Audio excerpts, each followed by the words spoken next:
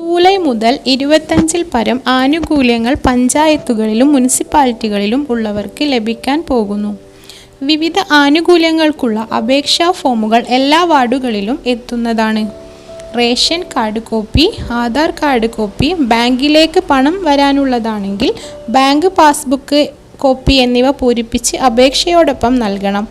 Channel ആദ്യമായി കാണുന്നവരാണെങ്കിൽ ഗവൺമെൻറ്റിൻ്റെ പുതിയ അപ്ഡേഷൻ അറിയുന്നതിനു വേണ്ടി ചാനൽ സബ്സ്ക്രൈബ് ചെയ്യുക. എല്ലാ വർഷവും ബഡ്ജറ്റിൽ അവതരിപ്പിക്കുന്ന വിവിധ ആനുകൂല്യങ്ങൾ വിതരണം ചെയ്യുന്നതിനു വേണ്ടി പഞ്ചായത്ത്, മുനിസിപ്പാലിറ്റി എന്നിവിടങ്ങളിലെ വാർഡുകൾ വഴി ഏകദേശം 28ഓളം ആനുകൂല്യങ്ങൾ വിതരണം ചെയ്യാറുണ്ട്. പലപ്പോഴും ഇത് അറിയാത്തത് മൂലം ഈ ആനുകൂല്യങ്ങൾ നഷ്ടപ്പെടുന്നു. ജനറൽ വിഭാഗത്തിനും അതുപോലെ പട്ടികജാതി പട്ടികവർഗത്തിനും ഭിന്നശേഷിക്കാർക്കും പ്രത്യേക ആനുകൂല്യങ്ങൾ ഇതിലുണ്ട്. ഒരു അപേക്ഷാ ഫോമാണ് ഒരാൾക്ക് ലഭിക്കുന്നത്. ഒന്നിലധികം അപേക്ഷ നൽകേണ്ടവർക്ക് ഫോട്ടോ കോപ്പി എടുത്ത് അപേക്ഷ കൊടുക്കാവുന്നതാണ്. കർഷകർക്ക് രാസവളം, ജൈവവളം തുടങ്ങിയവ ചെറിയ നിരക്കിൽ ലഭിക്കുന്നു.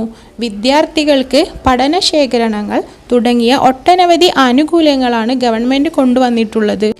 ഇതോടൊപ്പം വിദ്യാർത്ഥികൾക്ക് സ്കോളർഷിപ്പുകളായിട്ടുള്ള ധനവിതരണവും മുച്ചക്ര വിതരണം, സൈക്കിൾ വിതരണം തുടങ്ങിയ വ്യക്തിഗത സഹായ പദ്ധതികളുമുണ്ട്.